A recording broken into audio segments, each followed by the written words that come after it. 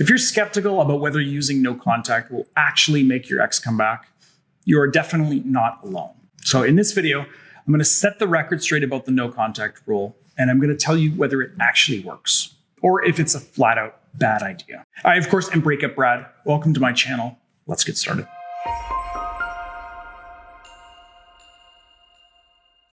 Now, your first question is, does no contact always work to get your ex back? No, unfortunately, it doesn't always work.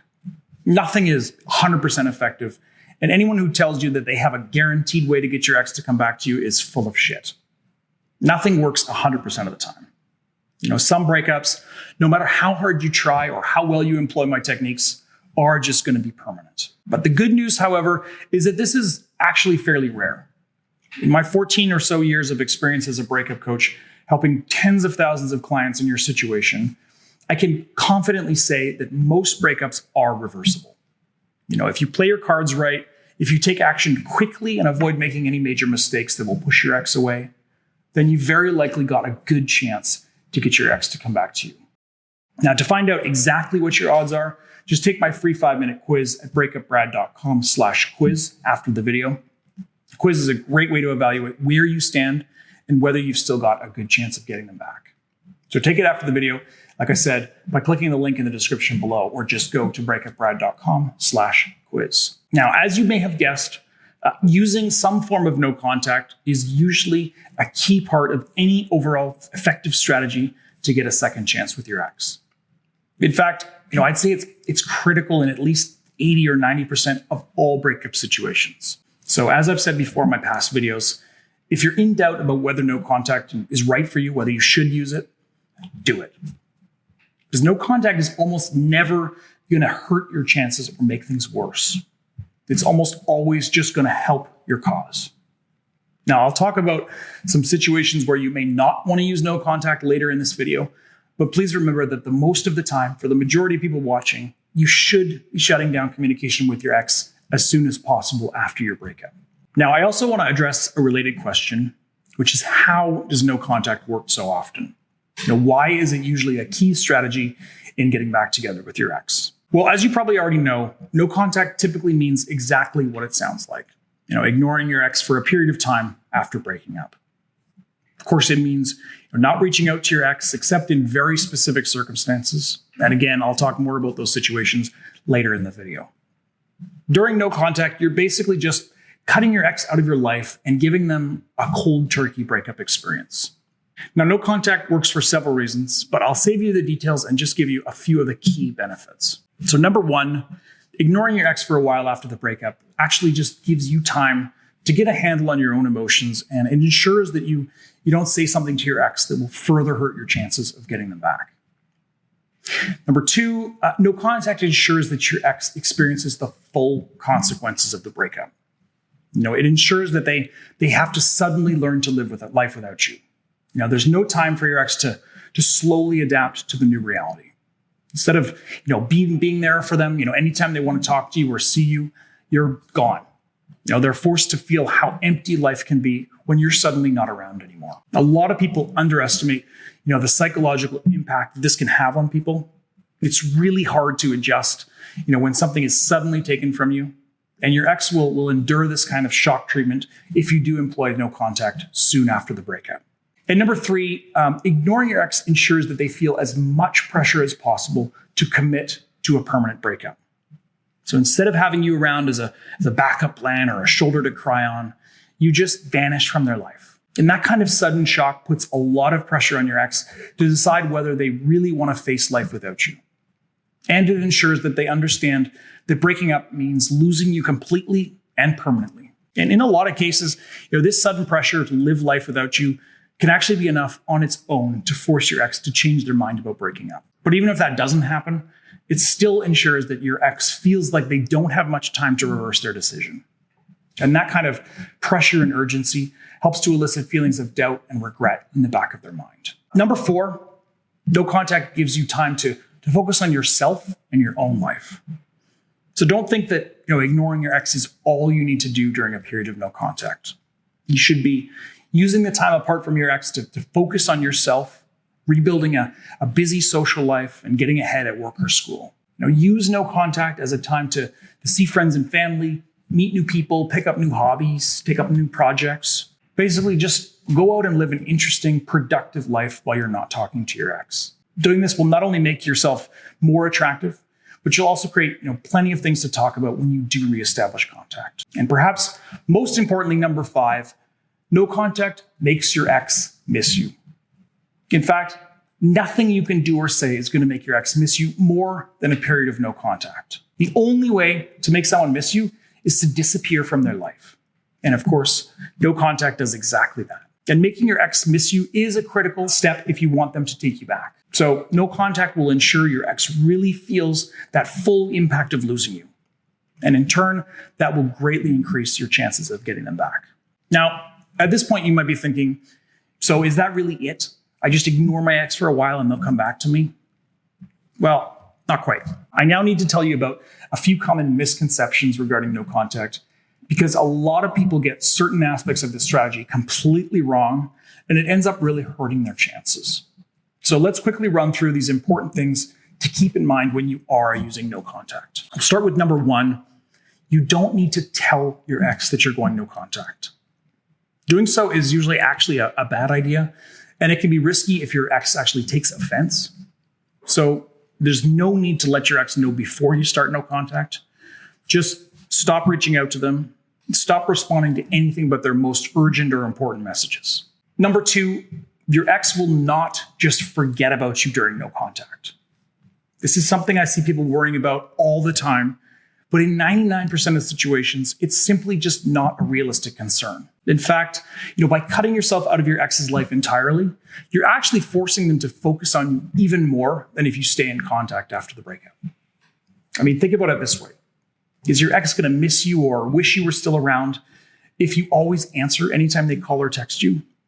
Or are they going to think about you more when you're suddenly not around anymore? The simple fact is that unless your relationship was very brief and not at all serious, in other words, if you only went on a few dates and weren't together for more than a month or two, then using no contact will make your ex think about you and miss you more than if you stay in contact.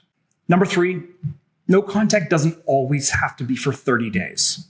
This is my default recommendation for the average breakup situation, but that 30-day time frame is just a general suggestion that will usually be long enough, but not too long. Sometimes, though, you may need to use no contact for less or more than 30 days.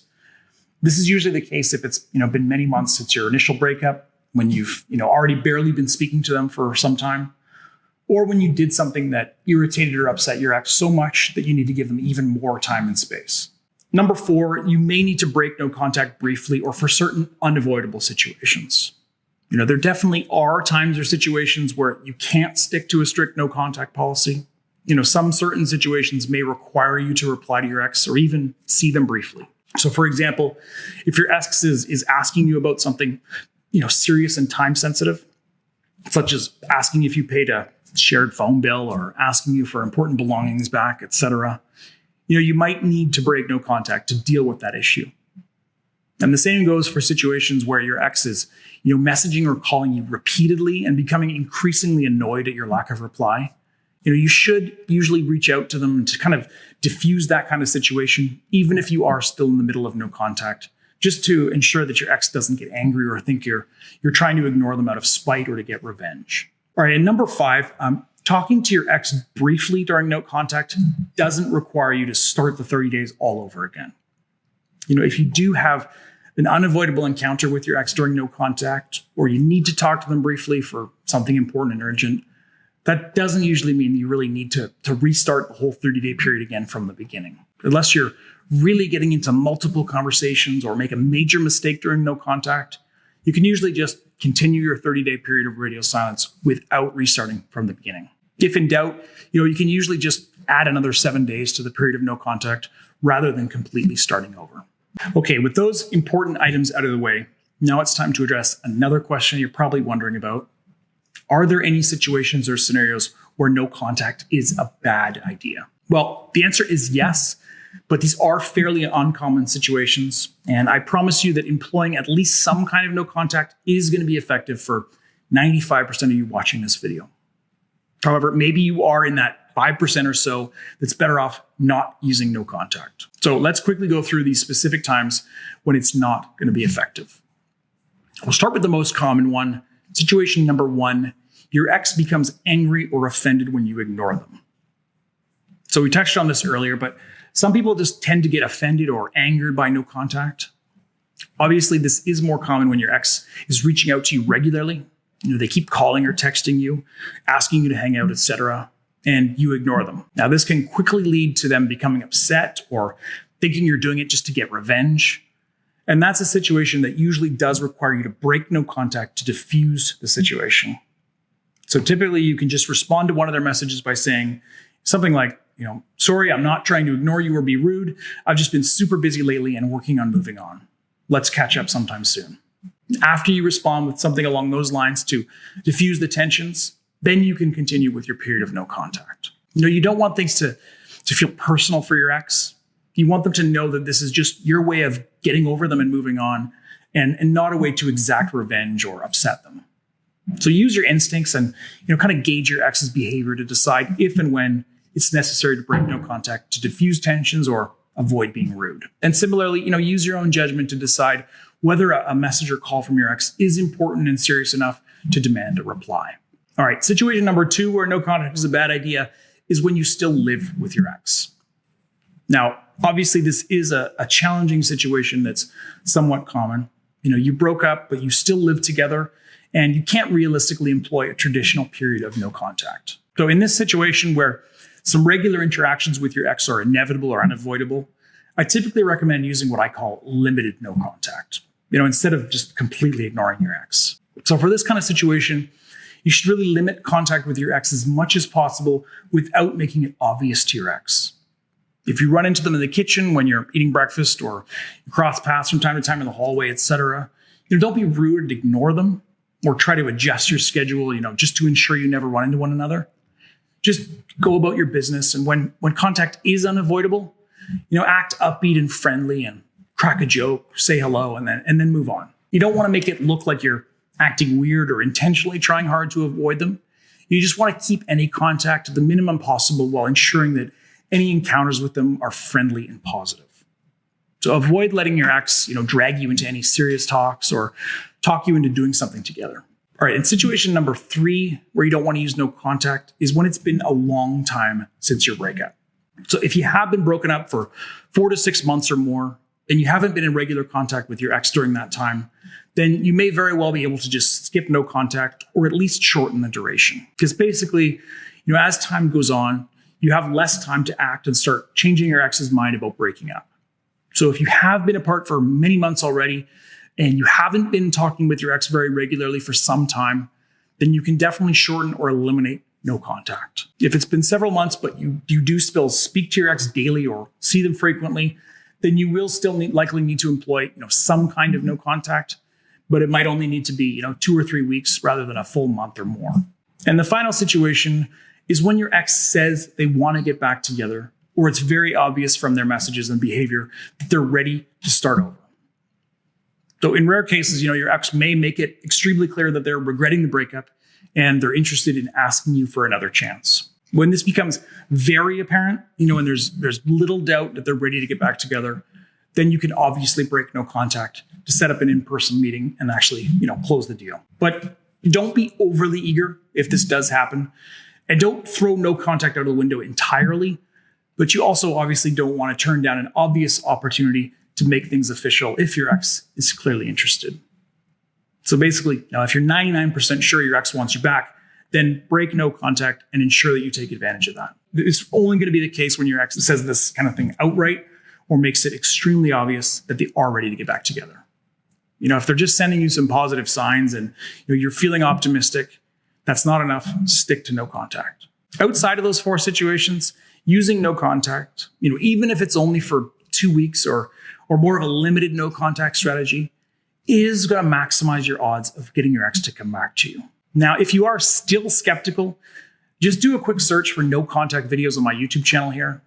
Take a look at the top comments on any of those no contact videos, and you'll literally see hundreds of comments from people who've used no contact despite being skeptical about it beforehand, and ended up quickly getting their ex back. Now, is no contact by itself always going to work? Well, as I said at the beginning of the video, of course not. But it is usually a key factor in getting your ex to change their mind about the breakup and ask you for a second chance. All right, that's a wrap on this one, guys. Thank you for watching to the end. Feel free to sign up for my one-on-one personal coaching program at breakupbrad.com/coaching if you do want to discuss your situation in more depth and come up with a plan to ensure you get your ex back together. And of course, please like and subscribe. Check out the related videos I've linked to in the description below. Thanks again. I'll see you next time.